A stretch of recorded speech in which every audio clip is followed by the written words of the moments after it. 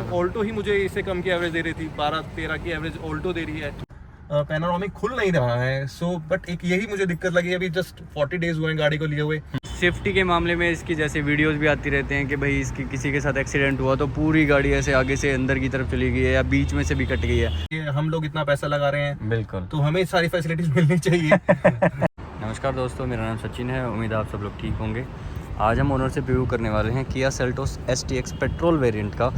इनके ओनर ने इस गाड़ी को परचेज़ किया था 2024 में, जो कि किया ने इस फेसलिफ्ट वर्जन को लास्ट ईयर ही लॉन्च किया है। इस सेगमेंट की गाड़ी जो आती हैं वो आती है जैसे ग्रैंड विटारा है, टोयोटा हाईराइडर है, क्रेटा है।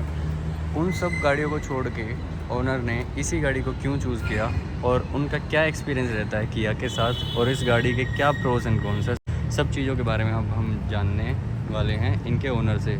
चलिए, हेलो सार्थक भाई, कैसे हो आप? हेलो सचिन भाई, और कैसे हो? मैं ठीक हूँ, आप बताओ। बस बढ़िया। तो सार्थक भाई, आपने इस गाड़ी को कब परचेज़ किया है?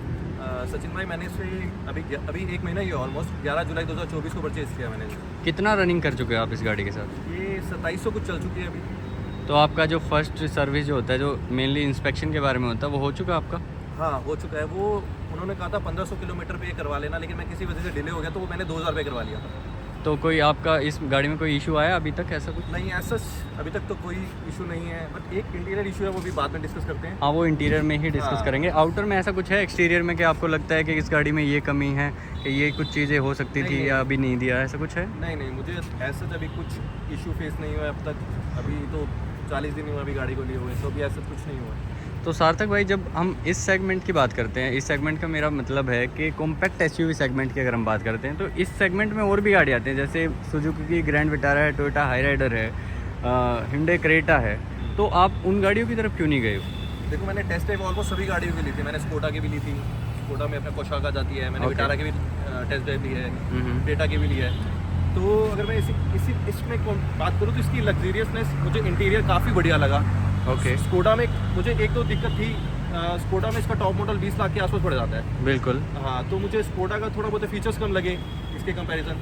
आपको ये वाला वेरिएंट कितने का पड़ा है? STX वेरिएंट है ये? हाँ, STX वेरिएंट है ये। मुझे 18 लाख के ऑलमोस्ट नियर पड़ गया है, 18 लाख का। अच्छा, 18 लाख का पड़ गया। इसमें आपका जो परचेजिंग एक्सपीरियंस है, जो इनके डीलरशिप है किया वाले, आपने कहाँ से लिए हैं? मैंने ये करनाल से ली थी, आर्यमन किया करनाल से ली थी। कैसा एक्सपीरियंस था उन लोगों के साथ आपका? अच्छा रहा, ऑलमोस्ट बढ़िया रहा। तो इसमें 25,000 रुपये की एसेसरीज वो थोड़ा कह रहे थे, फोर्स कर रहे थे थोड़ा बहुत कि ले लीजिए। अच्छा। हालांकि मुझे था कि मैं क्रोम, मैंने जो एसेसरीज में पैसे लगाए मैंने क्रोम के ऊपर लगाए हैं। मेनली जो है क्रोम को आपने थोड़ा सा एक्सटेंड करवा दिया है। हाँ, क्योंकि अगर मैं देखता हूँ कहीं लोग टॉप मॉडल ले लेते हैं। अपना GT लाइन मैंने देखा है कहीं के पास सड़कों पर GT लाइन चल रही होती है, लेकिन भाई साहब उन्होंने 24 लाख रुपए, मतलब 24 लाख 23 लाख का टॉप मॉडल पड़ता है GT लाइन का जी, लेकिन उन्होंने क्रोम नहीं लगाई होती।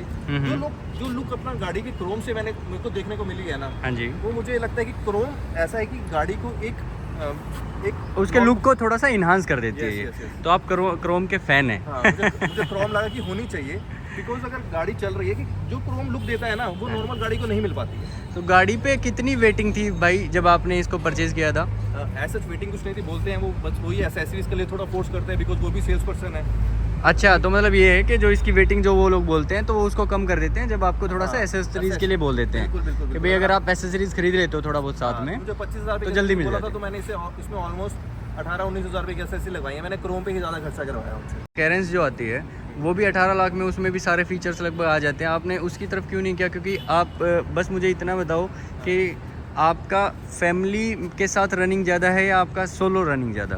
देखो, मेरा फैमिली के साथ था, बट मेरी फैमिली में 3 ही लोग हैं, तो मुझे था कि नहीं, मुझे 6 सीटर 7 सीटर में नहीं जाना है। ओके। हाँ, तो इसलिए मैंने अपना थोड़ा कैरेंस में थोड़ा फीचर्स कम है as comparison to this one. अगर लुक की बात करूँ तो मुझे लुक इसकी ज़्यादा बढ़िया लगी थी कैरेंस के अकॉर्डिंग। जैसे क्रेटा की और सेल्टोस की थोड़ा सा कंपैरिजन जब हम करते हैं तो इसका थोड़ा सा जो फ्रंट जो है ये स्पोर्टी लुक के साथ आ जाता है, जिसका प्रीमियमनेस मुझे क्रेटा से ज़्यादा लगती है। क्रेटा की आपने टेस्ट ड्राइव ली थी? हाँ, मैंने क्रेटा की टेस्ट ड्राइव ली थी। आपको क्या डिफरेंस लगा इनकी परफॉर्मेंस में? परफॉर्मेंस देखो, दोनों ही सिस्टर कंपनी है, तो परफॉर्मेंस में कुछ ज़्यादा फर्क नहीं था। अंदर की अगर लग्जरियसनेस की बात करूँ तो मुझे इसकी ज़्यादा बढ़िया लगी थी। अगर अब क्रेटा का जो फेसलिफ्ट मॉडल है, पीछे से जो उन्होंने बैक बूट स्पेस कर दिया, वो बहुत ही पिचका सा कर दिया है। हाँ, थोड़ा सा उन्होंने ऐसा कर दिया जैसे कि उनकी एक Hyundai वेन्यू भी आती है, हाँ। वेन्यू जैसा उन्होंने अपना रियर से कर दिया उसका, तो वो मुझे भी पर्सनली अच्छा लगता नहीं है। लेकिन इस गाड़ी की अगर मैं लुक की बात करूँ तो ये हर साइड से मुझे ऐसा लगता है कि प्रीमियमनेस के साथ आता है ये सारा का सारा।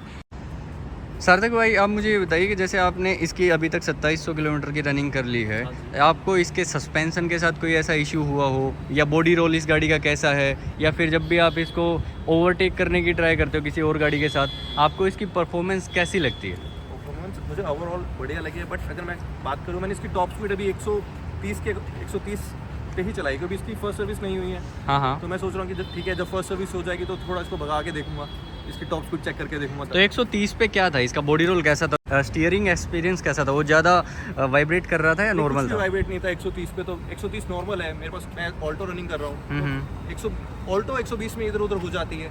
अगर मैं इसकी माइलेज की बात करूँ तो मुझे माइलेज में भी ऐसा कुछ इशू नहीं आया। मैं पीछे ऑल्टो रनिंग कर रहा था, तो ऑल्टो ही मुझे इससे कम की एवरेज दे रही थी, 12-13 की एवरेज ऑल्टो दे रही है। तो मुझे माइलेज में, तो माइलेज का तो आपको इशू है ही। तो सार्थक भाई, अगर हम इस गाड़ी की सेफ्टी के बारे में बात करते हैं तो सेफ्टी में इस गाड़ी को ग्लोबल एनकैप से मिले हैं 3 स्टार। और जैसे इस गाड़ी की और वीडियोस भी आती रहती हैं यूट्यूब पे, मैं देखता रहता हूँ कि भाई इस गाड़ी की किसी और छोटी गाड़ी के साथ भी अगर टक्कर हो जाती है तो इसका डैमेज बहुत ज़्यादा होता है कंपैरेटिवली इसके साथ वाली जो और गाड़ियाँ आती हैं उनके साथ, अगर हम कंपैरिजन करें तो। मैं सेफ्टी पर्पज से बात करूँ तो मैं इतना तेज इसको भगाता नहीं हूँ, ठीक है। अगर मेरे को सेफ्टी के पर्पज से जाना तो मैं वॉक्सवैगन में जाता, क्योंकि उनकी बिल्ड क्वालिटी बहुत ही स्ट्रॉन्ग है, बट उनकी मेंटेनेंस कॉस्ट काफ़ी ज़्यादा है। अगर मैं इससे कंपैरिजन में बात और फीचर्स भी उनके बहुत कम है। फीचर्स भी बहुत कम है, तो इसलिए मुझे इतना कुछ है नहीं, मैं अपने नॉर्मल स्पीड में ही चलता हूँ, तो सेफ्टी पर्पज से मुझे कोई इशू नहीं है। बिल्कुल, फीचर्स की जब बात आती है तो किया सेल्टोस STX वेरिएंट किसी भी तरीके में मुझे नहीं लगता कहीं भी मात खाता होगा। सेफ्टी रेटिंग्स में बेशक इसको 3 स्टार मिले, लेकिन किया कंपनी ने इसमें काफ़ी इन्हेंसमेंट कर रखी है सेफ्टी फीचर्स में। जैसे इसमें TPMS आ जाता है, चारों पावर डिस्क ब्रेक हैं, और इसके 6 एयरबैग्स जो कि बेस मॉडल से ही आने शुरू हो जाते हैं। बाकी जो है गाड़ी के स्टेबिलिटी एंड बॉडी रोल काफ़ी अच्छा है। चलिए अब इसके इंटीरियर के बारे में बात करते हैं। भाई, अब हम इस गाड़ी के इंटीरियर के बारे में बात करना चाहेंगे कि आपको इस गाड़ी के वेरिएंट में ऐसा कुछ लगता है कि मैं अगर इससे ऊपर वाले वेरिएंट में जाता तो मुझे वो कुछ ऐसा एक्स्ट्रा फीचर मिल जाता जो कि अभी आपको नेसेसिटी फील हो रही हो, या इस वाले वेरिएंट में आपको इसके इंटीरियर में ऐसा क्या लगता है कि ये चीज़ नहीं है या ये चीज़ एक्स्ट्रा होनी चाहिए थी? क्योंकि फ़ीचर लोडेड गाड़ी तो किया बना ही रही है और अपने प्रीमियमनेस के बारे में तो जानी जाती ही है। तो आपको क्या लगता है इस बारे में? देखो, मुझे फीचर्स में कुछ कमी नहीं लगी इस गाड़ी में, ठीक है। हाँ, अगर मुझे एक वेंटिलेटेड सीट्स का बिल्कुल लगता है कि गाड़ी में वेंटिलेटेड सीट्स होनी चाहिए, बट अगर देखा जाए तो कंपनी वाले वेंटिलेटेड सीट्स खाली टॉप मॉडल में ही बनाते हैं।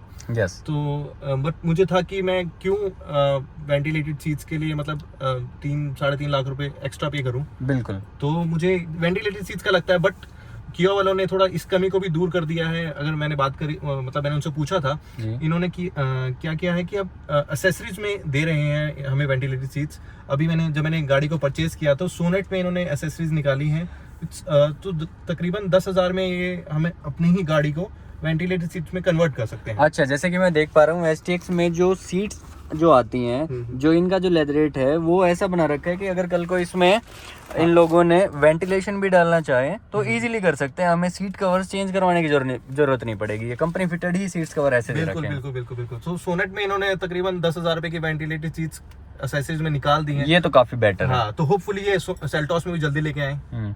बाकी इस वाले वेरिएंट को ऐसा वैल्यू फॉर मनी कंपनी ने बनाया है कि भाई इससे ये बढ़ जाता है 18 लाख रुपए का, और ये कंपनी का जो सेल्टोस में है जो टॉप मॉडल जाता है वो 24 लाख रुपए तक जाता है। उसमें भी सेम से फीचर हैं थोड़े थोड़े, और इसमें भी ऑलमोस्ट सारे फीचर्स हैं, जैसे कि dual zone climate control AC है, पूरा 13 इंचेस का जो इंफोटेनमेंट सिस्टम है, और MID कम्प्लीटली डिजिटल है, और सारे फीचर्स। बस सिर्फ इसमें क्या है कि एडास नहीं आता है, क्रूज कंट्रोल बाकी सब कुछ है यहाँ पे स्टीयरिंग पे। एडास की आपको कितनी ज़रूरत फील होती है कि भाई इस गाड़ी में एडास होता तो अच्छा लगता? देखो, एडास में हम इंडिया में रहते हैं, और मतलब किसी भी अगर आप हाईवे पे जाओ तो हर 2 मिनट के बाद ब्रेक लग जाती है। तो मुझे एडास का इंडिया में रहते हो कभी ऐसा लगा नहीं कि नीड है। क्रूज कंट्रोल चलता है, कई बार मैं हाईवे पे निकल जाता हूँ तो क्रूज कंट्रोल पे सेट कर देता हूँ, उससे माइलेज भी अच्छी आती है। तो मैं क्रूज कंट्रोल का थोड़ा हैबिचुअल हूँ जी। जब मैं हाईवे पे जाता हूँ तो क्रूज कंट्रोल पे सेट कर देता हूँ। और तो इतनी बड़ी गाड़ी अगर आप ले रहे हो 18 लाख रुपए लगा रहे हो, तो आपको कभी फील हुआ कि मैंने मैनुअल ट्रांसफॉर्मेशन जो लेके गलती कर दी है, या फिर मुझे ऑटोमेटिक की तरफ चले जाना चाहिए था? क्योंकि इसमें इंजन ऑप्शंस काफ़ी दे रही है किया, जैसे नेचुरली एस्पिरेटेड इंजन जो आपने लिया है, फिर इसके बाद IVT आ जाता है। क्या लगता है आपको, मैनुअल और ऑटोमेटिक में कुछ डिफरेंस है आपके अकॉर्डिंग? देखो, मैंने अपने दोस्त की क्रेटा ऑटोमेटिक चलाई है। अभी मतलब मेरा मन प्रॉपर तरीके से मैनुअल में ही था। मुझे ऐसा लगता है जो कंफर्ट मैनुअल में मिलता है जी, अगर हम किसी हिल स्टेशन में चले जाते हैं, जो कंफर्ट हमें मैनुअल गाड़ी देती है, वो ये मेरी पर्सपेक्शन थी जी। बट अगर मैं बात करूँ, मैं हरियाणा से नोएडा ऑलमोस्ट वीक में मेरा एक चक्कर लगता है। सो मुझे लगता है कि हाँ, अगर हम दिल्ली में रह रहे हैं तो ऑटोमेटिक गाड़ी होनी चाहिए, बिकॉज हर 2 मिनट के बाद हमें रेड लाइट को फेस करना पड़ता है।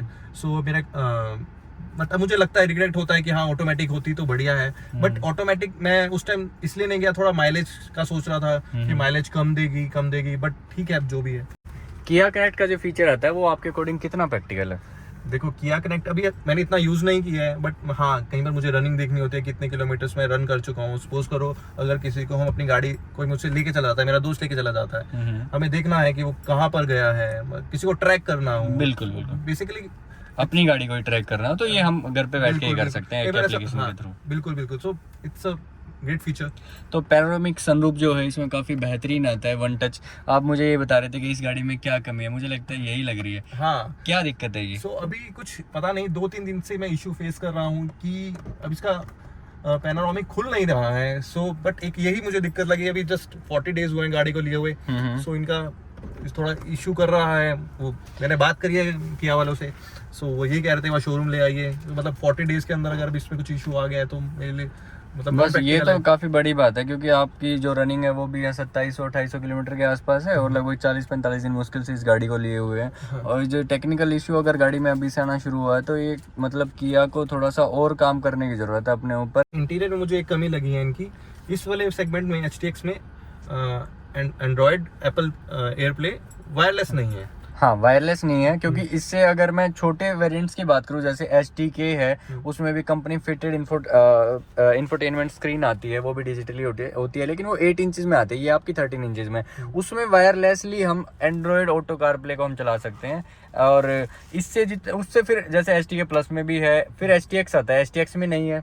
STX से ऊपर कितने भी वर्जन आप ले लो, कितने भी वेरिएंट, उसमें किसी में भी वायरलेसली कनेक्टेड नहीं है वो। हाँ, बिकॉज अभी मेरे कजन ब्रदर ने GT लाइन का टॉप मॉडल लिया है, उसमें भी उसको वायरलेस नहीं मिला है। Hyundai और जो किया है अपने लोअर मॉडल्स में तो दे रहे हैं कि भाई वायरलेसली आप कनेक्ट कर सकते हो ब्लूटूथ के साथ इसके एंड्रॉयड एप्पल कारप्ले को, लेकिन अपर वेरिएंट्स में पता नहीं क्यों नहीं दे रहे हो। तो आप क्या बोलना चाहोगे किया से? देखो, जैसे मैं इतना ही बोलना चाहूँगा, इनको थोड़ा देखना चाहिए। हम लोग इतना पैसा लगा रहे हैं, बिल्कुल, तो हमें सारी फैसिलिटीज मिलनी चाहिए। हाँ। तो सार्थक भाई, आप किया के साथ अपने एक्सपीरियंस को 10 में से कितने पॉइंट्स देना चाहोगे? मैं ओवरऑल 10 में से इनको 9 देना चाहूँगा। एक जैसे मैंने आपको एयरप्ले का बताया, एंड 1 नंबर इनका जरूर काटूंगा, जो 40 दिनों के अंदर अभी वर्क नहीं कर रहा है। ये बनता भी है इनका काटना। हाँ। बाकी इनके साथ आपका एक्सपीरियंस काफ़ी अच्छा है ही, इसके अलावा आपको कोई और मेजर इशू आपने अभी तक फेस किया नहीं है। बाकी चलिए ठीक है सार्थक भाई, थैंक यू सो मच आपके एक्सपीरियंस के लिए।